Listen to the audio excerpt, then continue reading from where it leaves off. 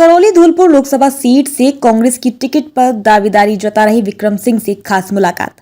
विक्रम सिंह ने वर्तमान कांग्रेस विधायक शोभा रानी कुशवाहा के पति पूर्व विधायक BL कुशवाहा से मित्रता का हवाला देते हुए राजाखेड़ा से कांग्रेस विधायक रोहित बोहरा व बसेड़ी से कांग्रेस विधायक संजय जाटव से नजदीकियां होने की बात कही। चिकित्सा, शिक्षा, रोजगार के मुद्दों को लेकर जनता के बीच जाने की बात कही। नमस्कार, आप देख रहे हैं अपडेट इंडिया। आज हमारे साथ मौजूद हैं करौली धौलपुर लोकसभा सीट पर कांग्रेस की टिकट से दावेदारी जता रहे विक्रम सिंह। विक्रम सिंह वर्तमान में पार्षद भी हैं। विक्रम जी, आपका स्वागत है। धन्यवाद। सर्वप्रथम तो मैं करौली और धौलपुर की जनता जनार्दन को नमन, चरणों में वंदन करता हूं और धौलपुर की आवाज के अनुसार मैं इस मैदान में उतरा हूं। धौलपुर जनता मुझे आशीर्वाद देगी, करौली की जनता मुझे आशीर्वाद देगी और आपकी सेवा के लिए मैं इस कार्यक्रम में, इस महायज्ञ में उतरा हूं।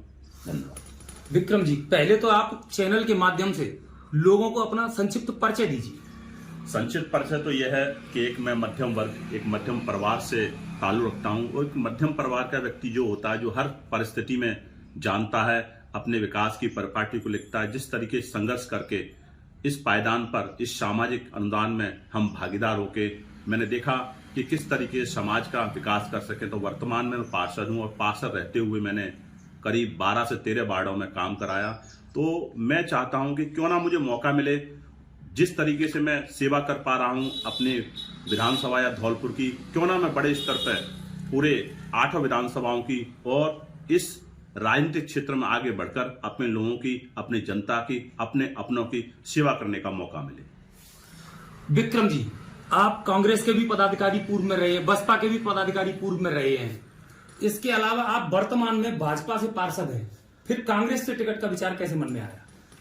परिस्थिति ऐसी होती है, परिस्थिति जनन और जननी दोनों पर निर्धारित करती है। जिस प्रकार से मेरा बैकग्राउंड रहा, मेरे मित्र रहे माननीय BL कुशवाहा जी, पूर्व विधायक, उनके साथ में मैंने राजनीति की शुरुआत की और उस समय विपरीत परिस्थितियों में हमने धौलपुर विधानसभा से हमने अपनी जीत को कायम रखा और किन्हीं कारणवश उनकी पत्नी जब आई तो पत्नी उनकी भाजपा से आई, तो हम उस परिवार के साथ में ही रहे और साथ में होने के साथ में हमने 3 बार लगातार इस धौलपुर की धरा में हमने विपरीत परिस्थितियों में हमने अपना विधायक चुना।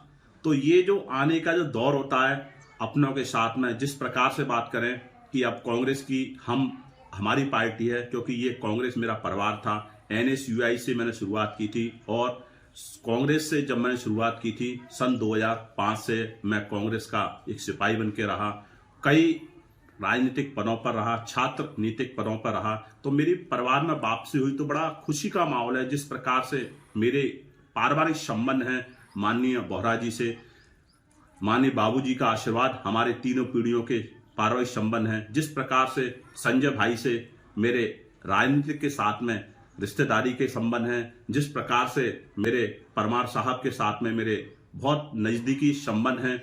तो संबंधों को जहाँ देखा जाता है, चाहे वो हमारे जिलाध्यक्ष जी हो साकिर बिहारी जी, उन्हीं के वार्ड से ही मैं पार्षद हूँ, तो संबंधों के हिसाब से और जो मेरी एक टीस थी, जिस प्रकार से भाजपा आज देख रहे हैं एक तरफा होके, चाहे वो मध्य प्रदेश का चुनाव हो, चाहे वो राजस्थान का चुनाव हो, जिस प्रकार से नेताओं को दरकिनार करके, अनदेखी करते हुए, विकास की बात ना करते हुए सांप्रदायिकता के दौर में आ चुकी है। आज धर्म को धर्म से लड़ाया जा रहा है, जाति को जाति से लड़ाया जा रहा है। इसलिए मेरी प्राथमिकता है कि कांग्रेस वो राष्ट्रीय पार्टी है जिसने 1947 में अपनी जानें गंवाई हैं। मैं एक प्रश्न भी पूछना चाहता हूं माननीय पत्रकार साहब, भाजपा क्यों छोड़ी मैंने? क्योंकि भाजपा छोड़ने का ये रीजन था, जो आज ये देशभक्त बनते हैं, मुझे एक देशभक्त का नाम गिना दें जो कि 1947 में इनकी तरफ से शहीद हुआ हो।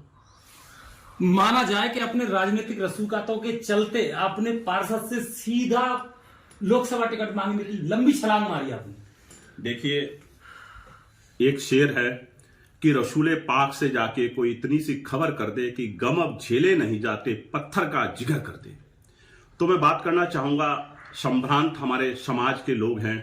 जिस प्रकार से हमारा करौली और धौलपुर का जो बैकवर्ड एरिया है, जिसमें कहें चंबल की माटी है, रेत के धौरे हैं, लेकिन रेत के धौरों में जो हमारा युवा वर्ग था, चाहे वो मीणा समुदाय हो, चाहे वो हमारा गुर्जर समुदाय हो, इनके बच्चे बेचारे जो कि इनके परिवार है गांव में बसते थे, उनका एक रोजगार, एक मात्र रोजगार था, रेत का रोजगार था।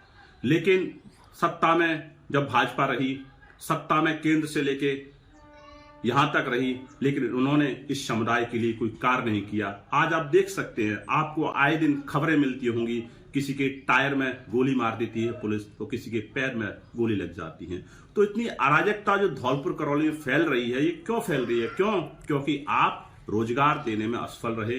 जब रोजगार देने में असफल रहेंगे तो युवा पीढ़ी बेचारी कहां जाएगी? वो किस तथ्य को लेके जाएगी? और किस, आपने नौकरियां तो खत्म कर दी हैं, आप निजीकरण करते जा रहे हैं। तो ऐसी जो टीस थी मेरी भाजपा की तरफ से, जो मन का उद्गार था, क्योंकि मैं अपने लोगों की सेवा करना चाहता हूं, मेरा उद्देश्य है, तो इस उद्देश्य को भी ये रेत पे जो कंडीशन लगा रखी है, क्योंकि एक प्रॉपर एक कई किलोमीटर तक रेत निकलता है, लेकिन एक किलोमीटर क्षेत्र अगर छोड़ दिया जाए तो वहां से रेत की निकासी निकाल दी जाए, तो हमारे जो बच्चे हैं, हमारी युवा पीढ़ी है, वो क्यों आए दिन इस प्रकार से आपको घटनाएं सुनने को मिलेगी?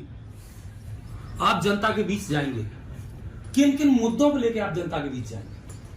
मेरा जो मुख्य जो मुद्दा है, मैं अभी चर्चा में कर चुका हूं कि मुख्य जो मेरे हैं चिकित्सा, दूसरा है शिक्षा और तीसरा है रोजगार। जो चिकित्सा, शिक्षा, रोजगार और डेवलपमेंट ऑफ धौलपुर करौली, जिस प्रकार से आप देख रहे हैं राजस्थान में देखें, और राजस्थान के बाद में अगर धौलपुर करौली की जो परिदृश्यता को दिखाई देता है कि हमारा दोनों एरिया में, यहां से उत्तर प्रदेश का आगरा लग जाता है और यहां से मध्य प्रदेश का मुरैना लग जाता है। आप देख सकते हैं जिस प्रकार से विकास हुआ है इन जिलों में, इन शहरों में, और जिस प्रकार से आप देख सकते हैं पड़ोसी जो हमारा जिला है राजस्थान का, भरतपुर में।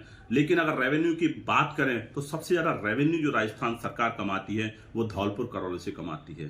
तो क्या राजस्थान गवर्नमेंट का, या कह सकते हैं भारत देश की गवर्नमेंट का, या यहां से जो अब तक चुनाव लड़के आ चुके माननीय सांसद जी का, या यहाँ के लोगों का, या यहाँ के राजनीतिक लोगों का ये विचार नहीं बना कि अपने शहर को डेवलप किया जाए? अगर ये चाहते तो यहां से लेके, करौली से लेकर धौलपुर तक का जो हाईवे है उसके पास में चारों तरफ किलोमीटरों की अगर बात करें तो आपकी इतनी जमीनें पड़ी हुई, वहां पे बड़े बड़े उद्योग लग सकते थे, अडानी को लेके आ सकते थे, टाटा को लेके आ सकते थे। लेकिन अपनी बात तो करने की कोशिश करिए। इन्होंने अपनी जेब में भरने का काम किया। लेकिन मैं आपकी धौलपुर की माटी का लाल हूं, जनता मुझे पुकार रही है, मैं धौलपुर करौली की सेवा करना चाहता हूं, विकास की बात करना चाहता हूं। हर तहसील स्तर पर शिक्षा के तौर पर एक इंजीनियरिंग कॉलेज हो, मेडिकल कॉलेज की ब्रांचेज हो, और इसी प्रकार से शिक्षा के साथ में रोजगार की व्यवस्थित हो।